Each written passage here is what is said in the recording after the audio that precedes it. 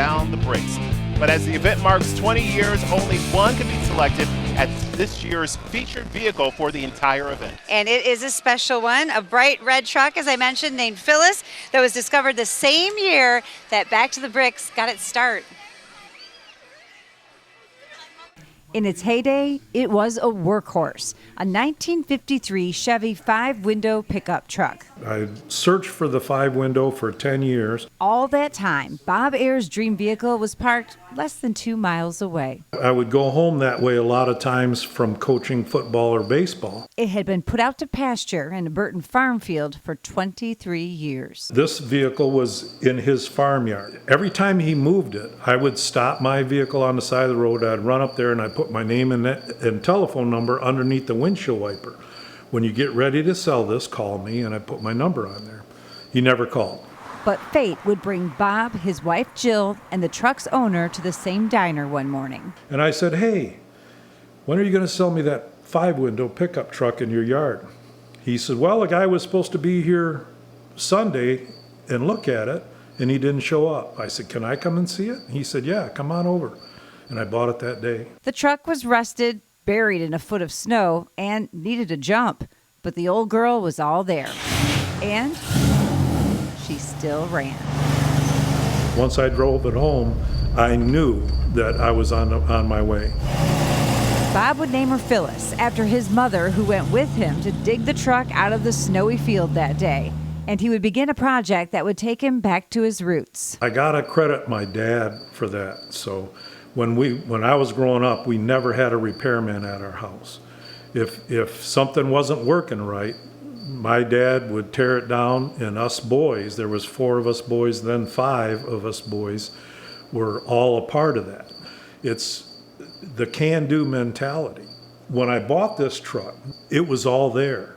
And I knew from my upbringing that if I took it apart, I could get it back together, and that was special. It was 2004. The same year, something called Back to the Bricks was getting started in Flint. There were, between 50 cars or 100 cars, depending on who you talk to. Just as the downtown Flint event was growing car by classic car, Bob would take his truck apart and start rebuilding it one piece at a time. Had every piece of metal sandblasted.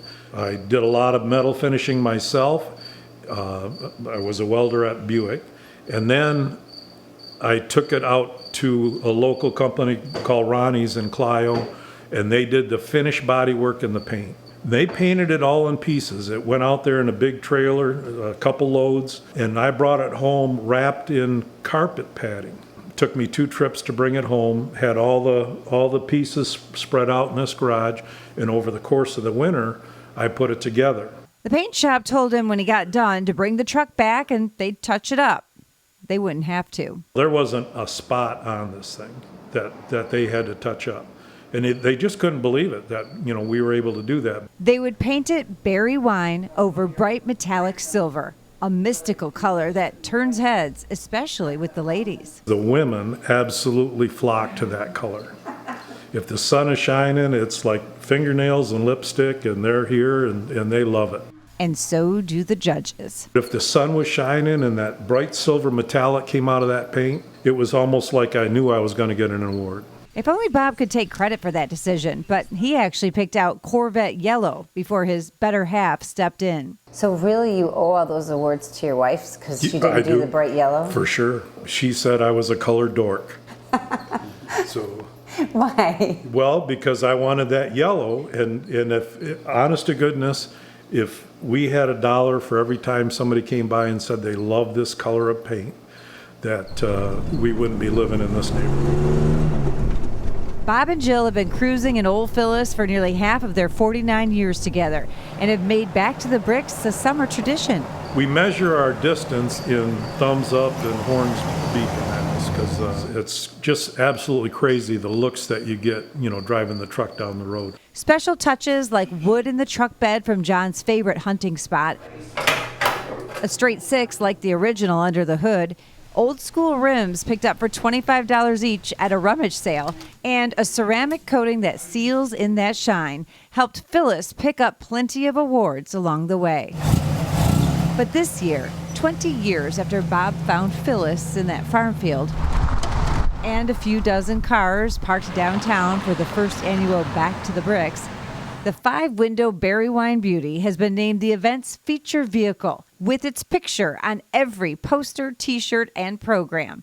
An honor that took Bob's breath away. So celebrating 20 years, and they picked your truck. My truck. What an honor. It's just humbling to me. It just seems fitting that Phyllis would be the poster child for this year's Back to the Bricks 20th anniversary.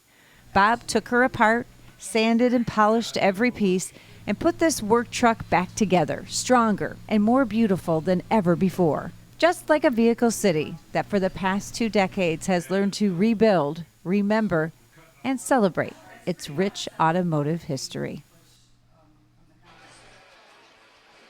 And just a wonderful way for them to honor Bob and Jill. They've been part of every promo tour, and they've helped to make this anniversary possible with all of their hard work. He's out working somewhere right now, but his truck is parked front and center, well-deserved. And we got to see it yesterday. Yes. It is absolutely gorgeous. If you get a chance to see it either today, I'm sure they'll probably be here tomorrow. Berry wine is so fitting for that color. That's such a beautiful color. And the story behind it, too, is just, it's great, too. So.